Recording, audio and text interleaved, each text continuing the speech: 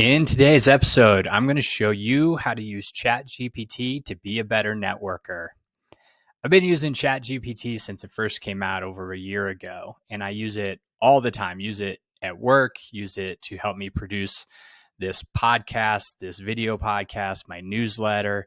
Use it every week, almost every single day, and I'm always finding new ways to use it. And this week, I got an idea of how I could use it to help me or help you be a better networker. Here's the thing about ChatGPT.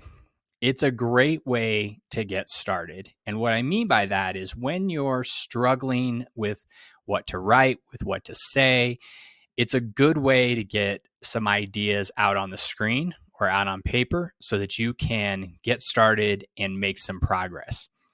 One of the big things I hear from my subscribers when I ask them what they're struggling with, they'll consistently say, I don't know what to say when I'm reaching out to people, or I don't know what to say when I'm starting a conversation. And that struggle with what to say or where to start, really, it's how to get started, is what stops a lot of people from networking. You can sit there and mentally noodle over what you should be saying for ever, really. I mean, you could just keep thinking, oh, I don't know what to say, or I don't know what to write, or I don't know how to connect with somebody, and never network. Or you could come up with something and try it out and get started and see what happens. And then you can adjust your approach from there. That's where ChatGPT comes in, because you can ask it to give you a script. You can ask it about certain social situations. You can tell it to pretend it's in a social situation and that you need it to produce a script that you can use. And then that gives you a place to start. You should never take what comes out of ChatGPT and just copy paste it. You should never just read it word for word. You always need to put your own spin on it, and you always need to look at it and see if the results were good or not, because sometimes they come out and they're not ideal, and so you need to refine it. But it gets you started, and it gets you thinking, and it gets you past this mental block of I don't know what to say or write. So today I'm going to show you 3 situations where I could think ChatGPT would be useful for helping me in networking situations. And so we're going to go, what you're looking at on the screen is ChatGPT. You can see this is my own account here. You can see all my different things that I've asked it. I have a bunch of different things I ask it to do. This is ChatGPT 3.5. It's the free version, and that's all you need. You can get the paid version, and it might come back a little bit different. But for what we're doing, we're not trying to generate images or do anything like that, and we're not trying to get really with more up-to-date information, which is what you get in the 4.0 and above versions of ChatGPT. We're just asking it to think about some scripts that it could write for us. So what we're going to do here, and I'm going to roll through my screen here, I'm going to explain each of the things I did, and these will all be in the newsletter, of course, in print. You could copy and paste them if you needed to, the prompts, adjust them as you need to. Remember, we're always just trying to get something out here, get started with it, and then move forward. So the first part here, what we've got is, and I'm going to adjust my light here a little bit. It looks like my the fun of video production. Okay. So the first thing I'm going to do is I want to come in here on a new chat, and I want to tell ChatGPT what it's doing. I'm giving it context here because I need to tell it what I want it to think like. So in this first prompt here, I said, you're going to be my social conversation assistant. And I'm asking it to help me write scripts for various social situations. So I'm going to give it the situation, and it's going to script the words I can use. And so for each situation, I'm going to give it the context and any special instructions, and then it's going to give me the script. Okay. And so then I asked if it could do that, and it said, yes, of course, I would be happy to. So my number one, the first situation is, how do you write a response for the question, what do you do? Now, I talked about this back in issue 44 of my newsletter, which was about how to create a great introduction, because all of us at some point are going to be in a situation where somebody walks up to us and says, "Hi, nice to meet you. I'm so-and-so." You start to have a bit of a conversation, and inevitably they're going to ask you, "What do you do?" And having a good answer for that really sets you up for a better conversation. I've struggled with this, to be quite honest. I have a hard time answering this, or at least I used to have a hard time answering this until I came across this formula. And it's Clay Hebert is the guy who did a TED talk on this, and I linked to it in issue 44. And he gave the formula that you should answer this question by saying, "I do X for Y." And X is what you do, and Y is who you do it for. I asked ChatGPT to help me write a response. So I said, help me create a response for what do you do? And the context of the situation is I'm meeting somebody new for the first time, and I want you to write it in the format of I do X for Y, where X is what I do and Y is who I do it for. And ChatGPT, you're supposed to ask me what my occupation is and then write a good statement.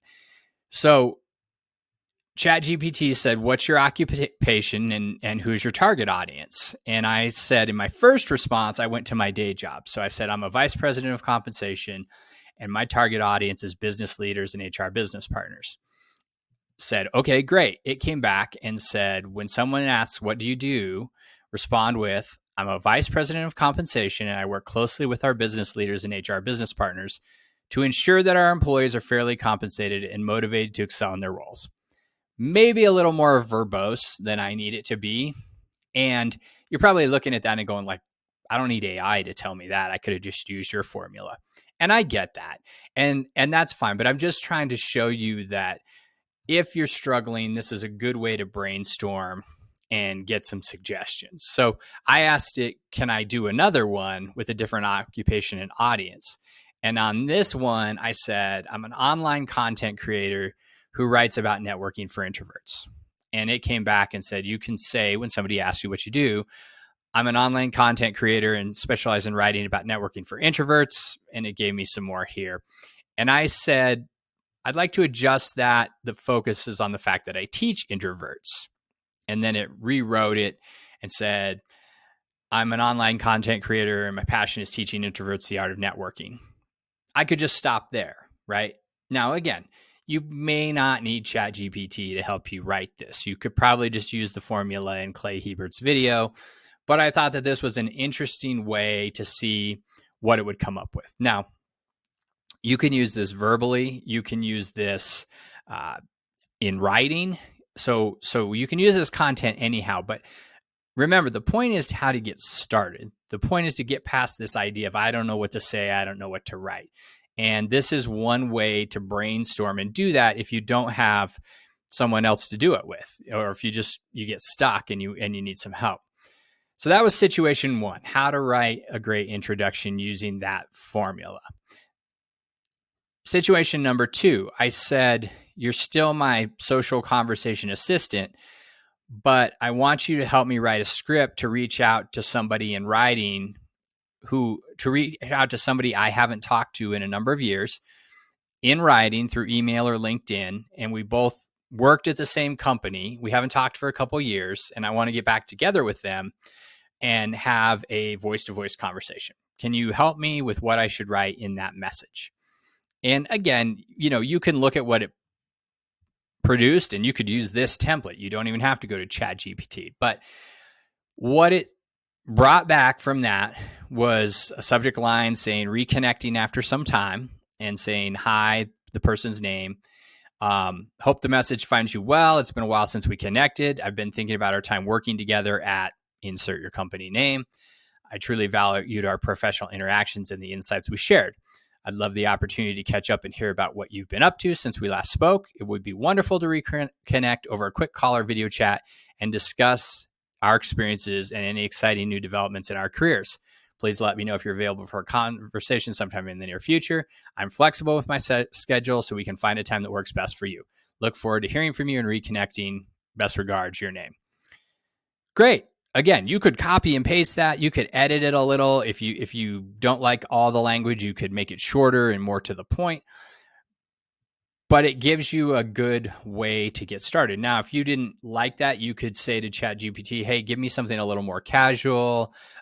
Give me something that is a little less commitment based, meaning like uh, not asking for the conversation or something like that. You could adjust this however you want. Whatever comes off to you and says, I don't really like the way that you wrote that. You can definitely change this around and request it again, or you can just use it as is. But I thought, if you're sitting there thinking, I'm supposed to send this message to somebody I'm reaching out with, reconnecting, because we always talk about reconnecting with our dormant ties. If you're stuck and you think, I don't know what to write, here you go. Now, it can be less formal than this. I would usually tell you, just say to the person, hey, thought of you the other day, wondering how you're doing, would love to connect. You can do that too. But if you'd like something a little bit more formal, you can use ChatGPT to help you out there.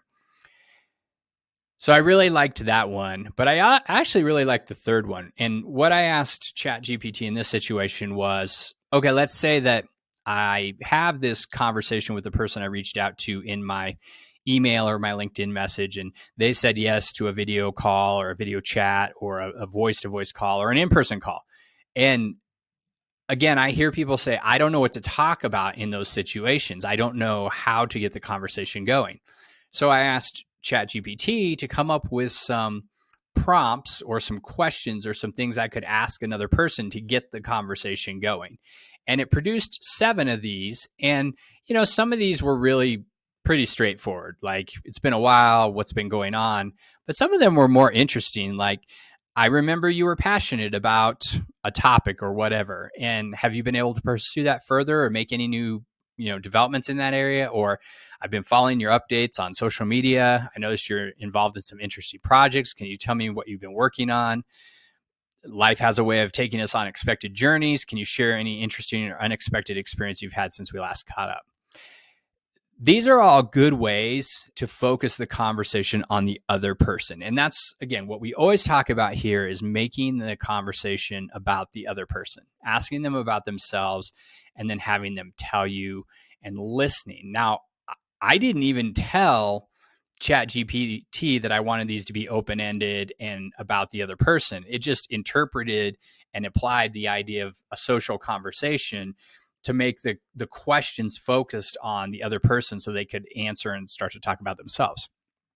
So this just kind of shows the power of the context here, that if you give it the context, it's going to think about, in the way that AI thinks, what another human being might do in this situation. But these were really cool. I thought these were good. These were ones you could maybe just kind of pick a couple that you maybe go to, or if you're thinking about the conversation with the person, you could say, these are the things I'm going to ask. Again, you don't have to rehearse it or write it down, but just gives you something to put in your head so you don't get anxiety about, what are we going to talk about? What am I going to say? So again, all of these are good starting points. It's never the final answer, right? You're just trying to get something that you can get going and get over your own limiting beliefs that you don't know what to say or you don't know how to approach it. And when you can get over that and get started in these conversations, you'll probably be more comfortable than you expect, and the conversation is going to go better than you think. I hope this was helpful. If you have other ideas or other ways that you're using AI or ChatGPT, I would love to hear them. Like I said, I try to use them in lots of different ways. I have a lot of different wild stuff that I use it for. And it's always a starting place. So if you've got something cool, please share it with me.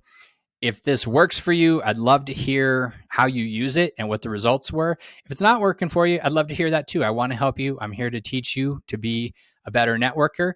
So until next time, I hope you have a great week. Go out, meet some interesting people. Always be connecting.